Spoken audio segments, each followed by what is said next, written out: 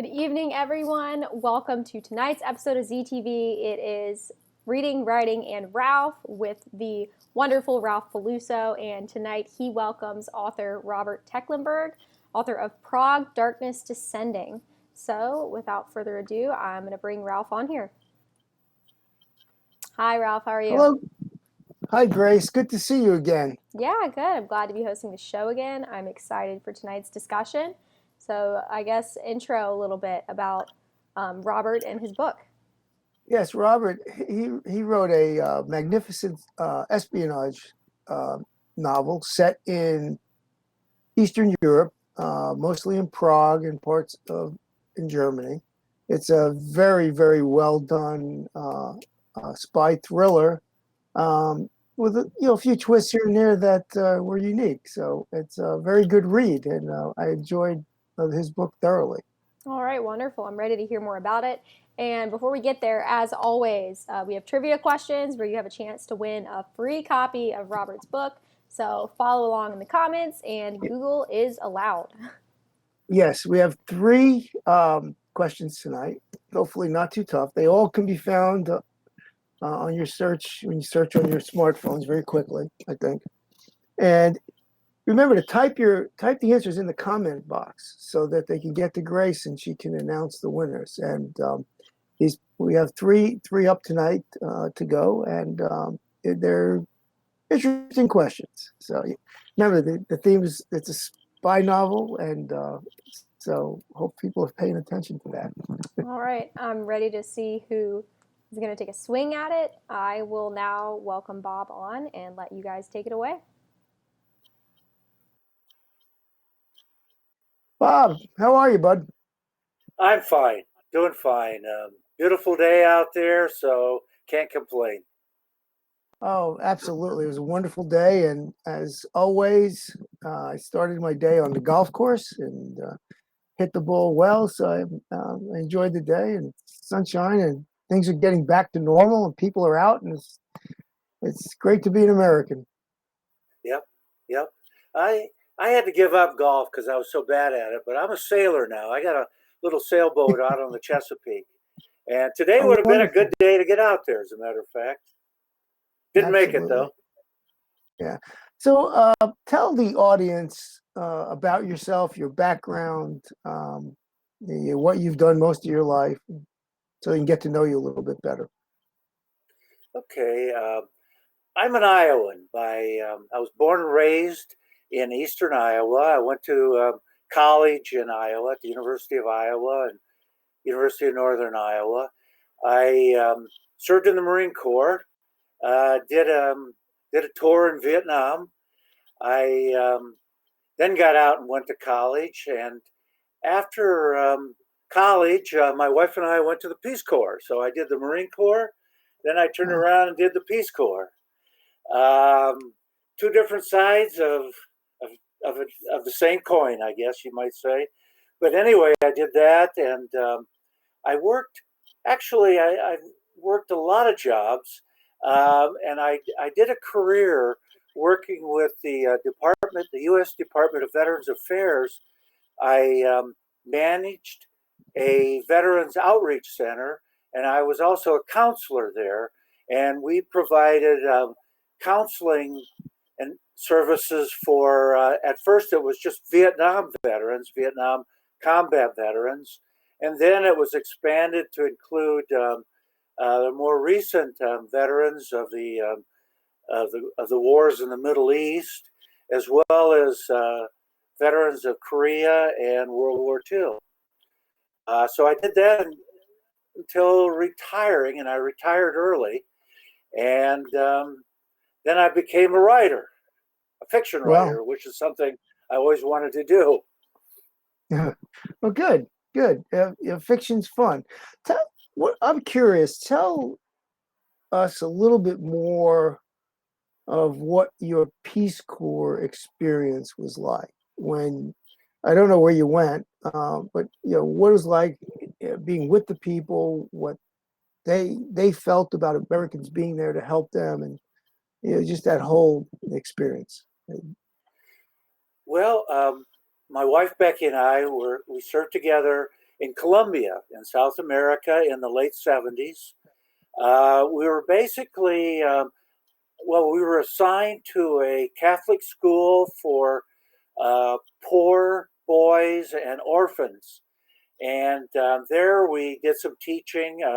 My role was supposed to be gardening, but no one really cared about gardening. But so I spent a lot of time playing basketball, going on long walks and hikes and things like that. And I think that the Padres there saw us primarily as surrogate parents. You know, we spent a lot of time there with the kids, like at night. It was a very good school, very well run by a Catholic order of priests. They were very well funded, so they had a full faculty staff. So it was a good school, and it was a very positive experience. I think that the kids loved us. I think they did anyway, and we really enjoyed them. Everybody wants to talk about America, of course. So we spent many nights doing that, and John Travolta. Remember back in the late 70s, and everybody wanted to talk about John Travolta. So we did that, and I thought we had a very good relationship with the people in general. I mean, nobody gave us a hard time.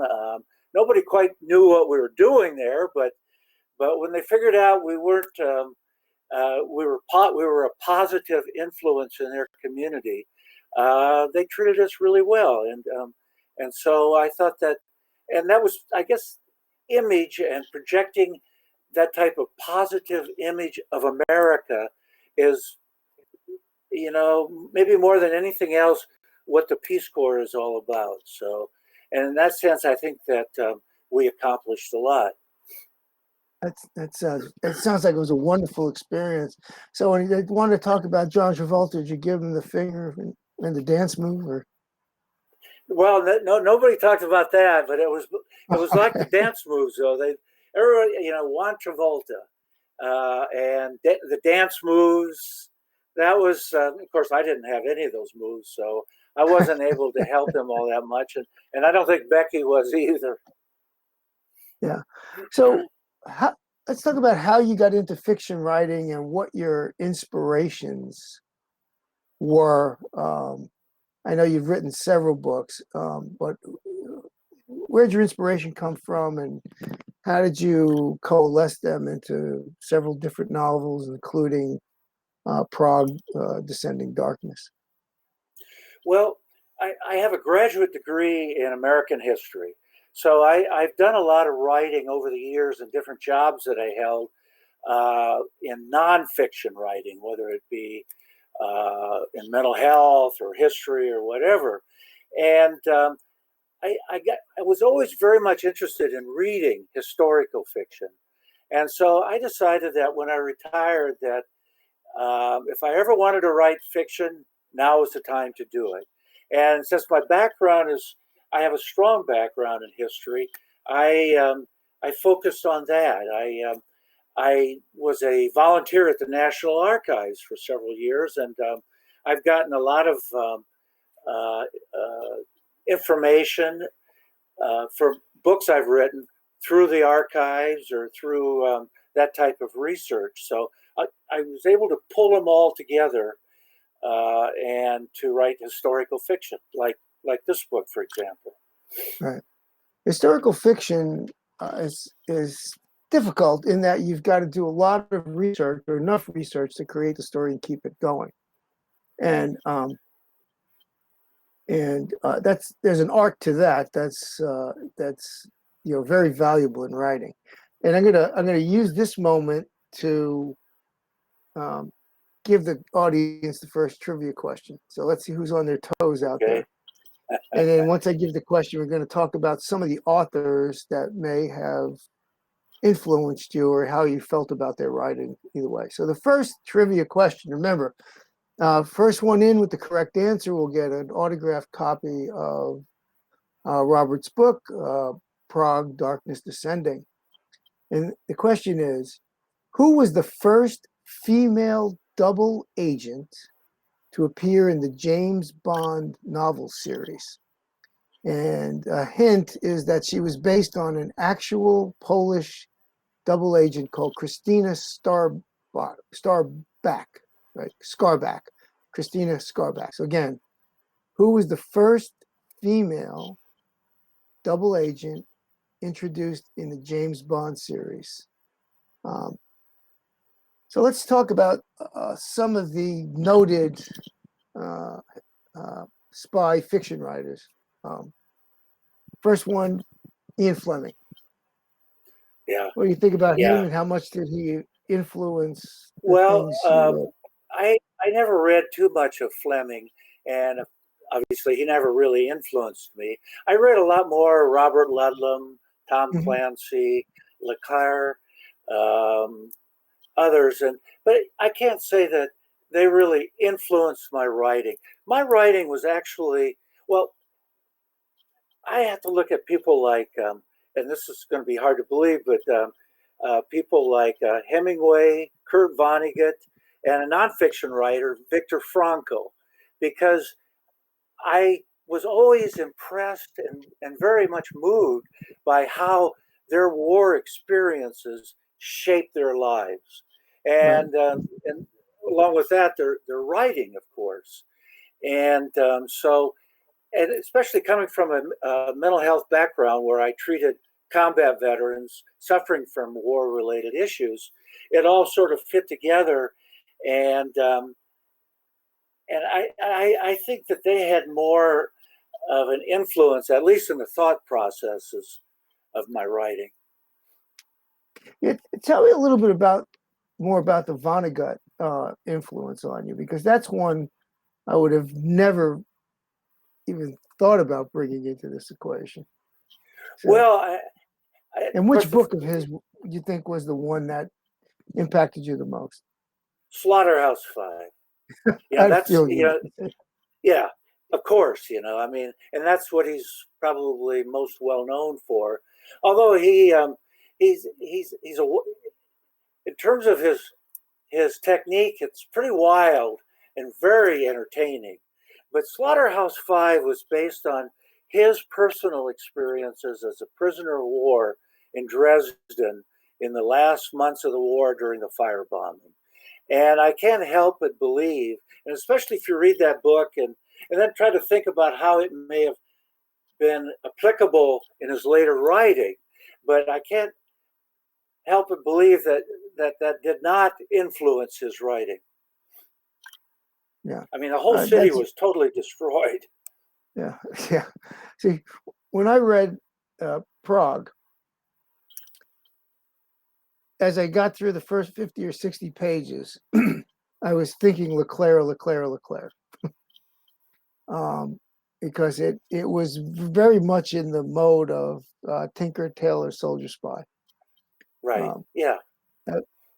And that's, but Vonnegut is a wild one. That one caught me off guard. Now, what about Frederick Forsyth? He was another great spy novelist. Yeah. Maybe not as Yeah. popular as Ludlum and Clancy, but Yeah, that's right. Also, and Follett too. and I mean, Follett, Eye of the Needle. yeah. Eye of the Needle, outstanding book, and the drama. It's not a very thick book, but it's very dramatic from beginning to end. Yeah. Yeah. So how did you start your research, and what was the process you went through? Because with the setting being primarily in Prague and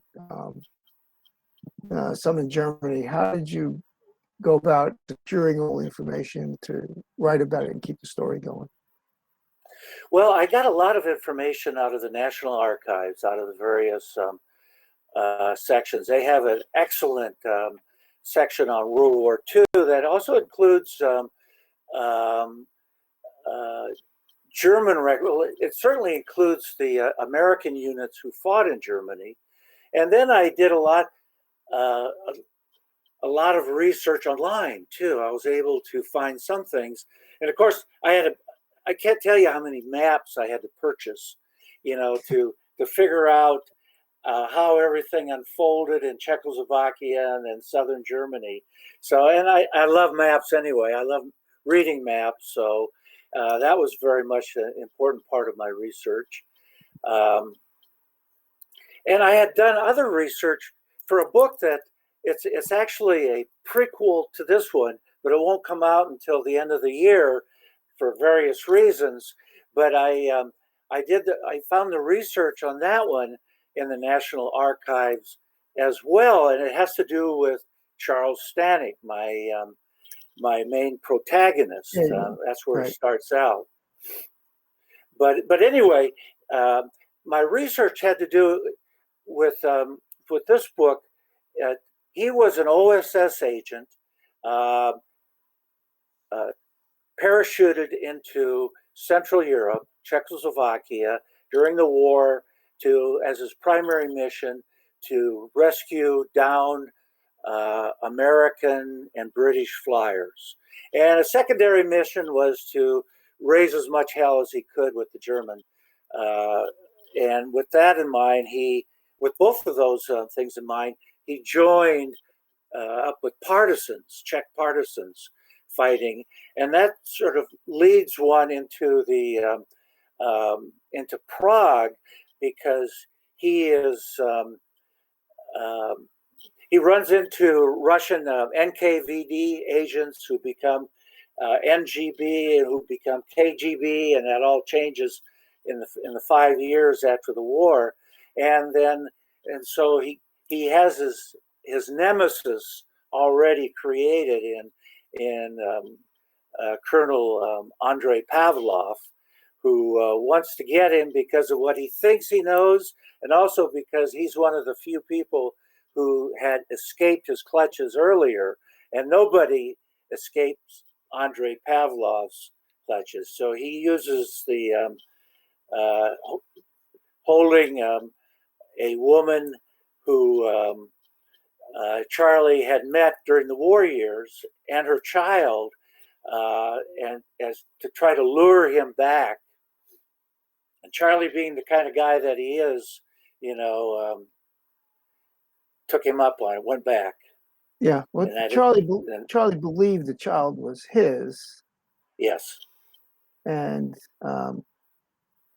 that was one of the reasons he was so intent on getting her back, getting his lover and the child back. Right. Charlie's an interesting guy. I mean, when I look at Charlie and I think about characters in books or movies, certainly not a James Bond type. He was not dapper and debonair. Very rugged, almost like a cross between Jack Bauer and Jason Bourne. Always ready to tumble. In many ways, I guess I would just. Oh, go ahead. I'm sorry. Yeah, but he had a heart of gold and always had the right intentions. Is that how you intended to write him? Yes, I guess I saw Charlie as sort of like a farmer's old well, very deep but not very complicated. Right. He was a deep feeling person, and he could become immediately loyal to someone if they didn't betray him. I guess I sort of used a composite of so many of my clients who were Vietnam veterans who I had known over the years. People who would say, for example, don't give me a hard time. I'll play with your kids. I'll work hard for you. But if you treat me wrong, I'll kill you. Yeah, it's that type of guy. Yeah, I look at somebody to play Stanek. I thought Charles Bronson. Charles Bronson, yeah. Well, but anyway, we have a winner, so let's check in with Grace and see who the winner is. Hi, yeah. So we do have a winner. This one took a little bit, but Buzz Reddick is the winner, and the answer was Vesper Lind, who appeared in Casino Royale. All right, Buzz, good job. I think he's a new winner. And by the way, Buzz has authored 2 books, and he will be on, I think, in August with his latest book. God, the name escapes me. But anyway, he'll be on in mid August. But Buzz is a wonderful writer, and he wrote a book, Golf Dogs, and it's a charming fiction about beating the system at golf. Let me put it that way. But anyway, Buzz, good job. But let's talk about some of the other characters. Louisa. Tell the fans about her. Well, Louisa is basically a simple peasant girl who's getting involved in what they consider to be the revolution there in 47, 48 in Czechoslovakia. Very idealistic, but yet very, very naive. Yeah, to say the least. And Maria. Now Maria is, I don't pretend to know everything about women, certainly not. But I see Maria as somebody who is very much like, she was a partisan during the war, and she got involved in politics in Czechoslovakia post-war, and she's very committed to free Czechoslovakia, and she's willing to risk her life towards that end. Yeah, she had a little bit more depth than Louisa, but quite a character. I want to give the audience the next trivia question because this one may take a little bit of time as well. So again, first one in with the correct answer. Remember, it's spy related, and there are novelists out there that write wonderful books that people often miss some of the subtler points. And one of those books was written by an English journalist and novelist and short story writer. Most of his books were set in India. Now, one of his novels used the term "the great game." Great game. That was, and we know it today. That was a great game, or he's got great game. But that term "great game" comes out of a specific book by this English author noted for his novels that are set in India. Name the book and the author. Should be easy. If you get one, you know the other. So Charles got involved in a relationship with a woman who has kind of had a relationship with a number of people, and she helped him through his time in Prague, and also arranged for him to enabled him to get out of Czechoslovakia. Talk about her for a bit. Well, she is sort of the complete opposite of the other two. And she is a survivor. She is a person who survived the Nazis by using any means at her disposal. And she's surviving the Russians who are poised to take over Czechoslovakia by the same means. And she doesn't necessarily like any of them. And she works for herself, and she works for anyone who will pay her. And she happened, and so she became in the employ because of money with the Americans, and she did aid Charlie because of that, and she kind of liked him. She kind of liked him because she thought he was different than the others, and he was, and he is. Yeah, I was surprised because it always felt like she was going to turn on him at any moment, but never did. Yeah. And Yeah. given her background and her use of personal assets to get through any kind of situation, Right. it was surprising that, she was very loyal to him in the end. She could have turned on him though, and we and readers, you don't know. You don't know what she's going to do until she does it. Right. Right. That was very fascinating. And we have a winner already. That was quick. Oh, So, Grace. Yeah, so Kelly McConomy, a regular, she won this question. The answer was Kim by Rudyard Kipling. And if you look in the comments, it looks like the zebra answered it, but she is an admin on our account, so don't worry. There is no cheating going on here. So yeah, Kelly McConomy, congrats. Okay. She's good at trivia. She's one of the regulars that comes in and jumps in with lots of correct answers on tough questions. Very good. Yeah, Kim was recruited to serve as an agent as a young boy. So people kind of overlooked that in the whole story. But yeah, he was a kind of a double agent as a youngster. Very tough question. Yeah. So I'm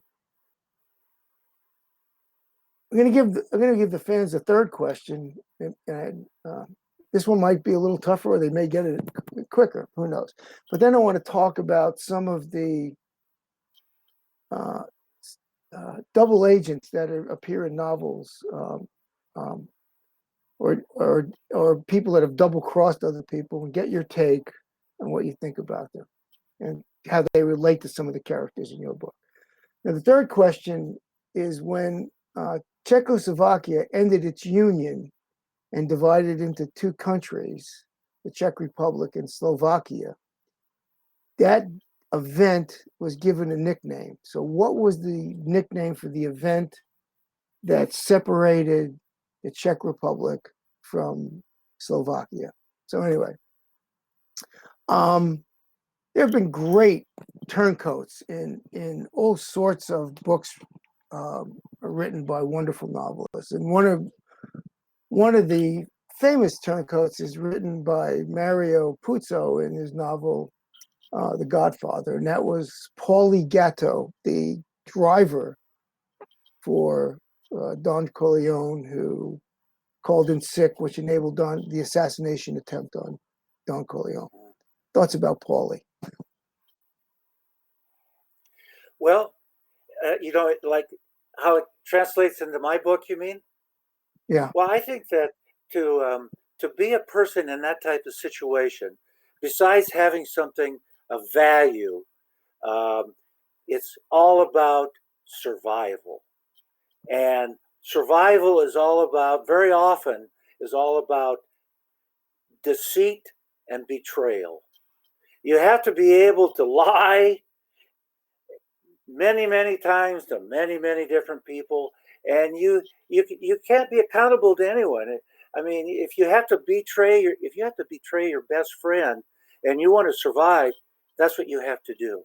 And I think whether it be in the situation with Paulie or with the situation with several characters, or at least one character in my novel, that's what you have to do. Yeah, it's quite interesting because we all believe we would act a certain way, but when your back's to the wall and you've got a gun to your head, either figuratively or literally, do we really know how we'll react? And this is a question that I asked one of our other authors who penned a book that was circa World War II, Austria. And do we really know? And, through your characters, you can see that different people will respond different ways. And so when you were writing your characters, how did that play into their personality? Well, with Charlie, I thought that he was a person who would he would go down for Maria, for example. But he may not go down by just having somebody shoot him point blank. He would probably try to escape and die escaping. I think about that and I wonder, well, you can't just, you got to do something if you can. But I thought Charlie was a man of great integrity, and he would be somebody who would at least really wrestle with that question, as opposed to some of the other people in the novel who would do whatever they have to do, talk, run, beg, whatever. I don't think Charlie would do any of those three.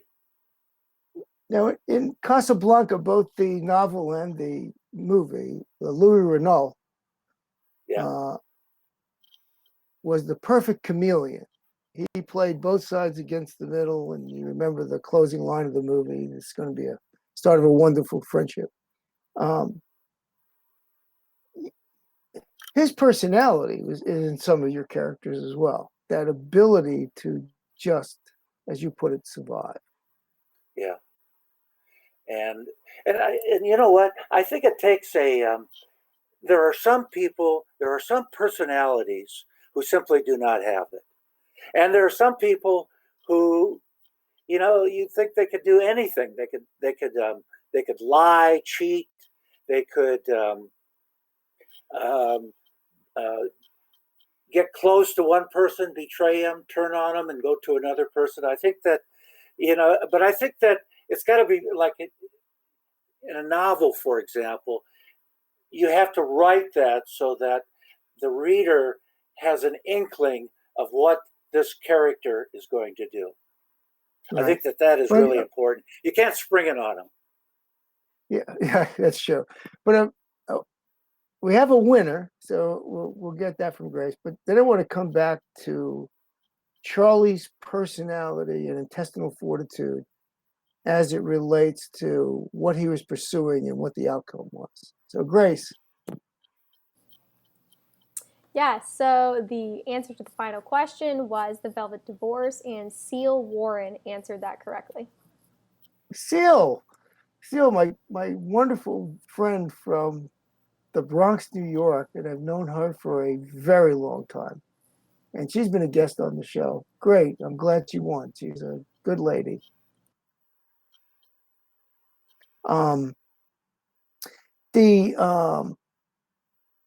Charlie was pursuing two things: to get Anna, the child, back, and to get Marie back, I think. Yeah. And but he also had a love interest in Australia, Jill. And a lot of the novel centers on, and a lot of what Charlie went through was to save the child and Marie.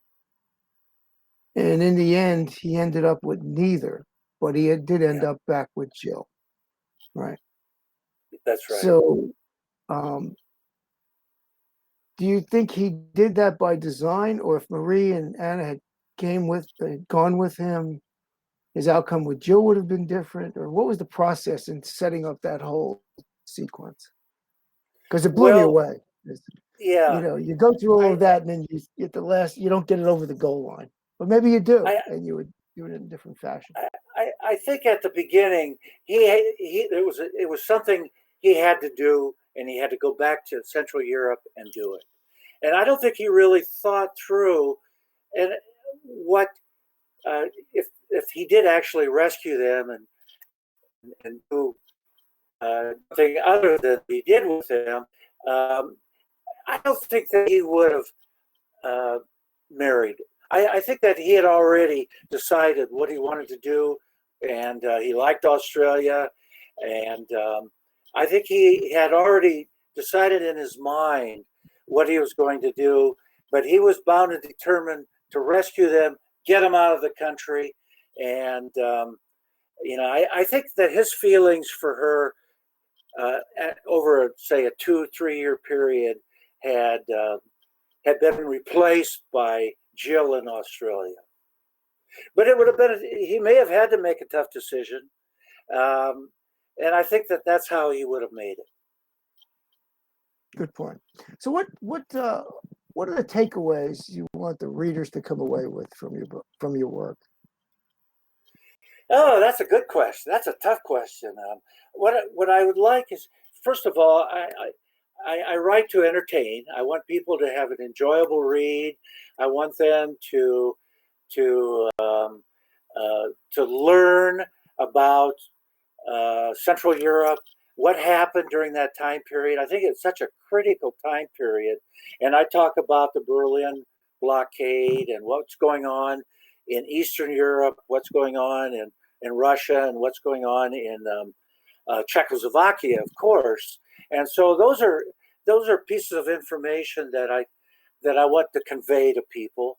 And I also, would like to have people feel that I put a good love story out there. Maybe a different one. I get a different one, but at least I got one out there. But Yes. But as a historian, I want people to have a firmer grip of history, and I want people also to understand that my character is not a superhero by any means. He's got great skills. He's got great experience. He's not a superhero. He's not all that different from you or I, and I find it interesting to write about people like that and put them in difficult situations and try to, as the author, try to help them figure out a way to get out of them successfully. Right. Well, it was a wonderful read. It's got tons of characters in there. Some a lot we didn't talk about, and they all have roles in there. It's got everything you want in a spy novel wrapped into one. A great book. I can't wait for the sequel to come out so we can have you on again. Great, I'll be on. This is great fun. I loved it. Thank you very much for having me. You've been a wonderful guest, and we're talking to you soon.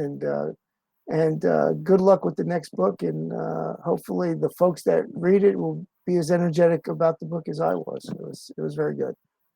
Great, thank you, Bob. Thank you. All right, that was a great show, Ralph. We got all the trivia questions tonight.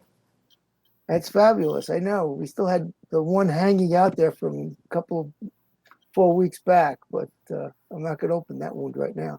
So in 2 weeks, we will have Vicki Moon, who is a noted author and a lover of horses. She lives out in the Middleburg area of Virginia, and she's written a fabulous biography on Sylvia Rideout Bishop, the first female African-American thoroughbred trainer. And it's a very detailed biography filled with fun facts and filled with a lot of history that will be a very enjoyable conversation.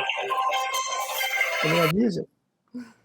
Oh, sorry, I think that was That's okay. external. So in 2 weeks.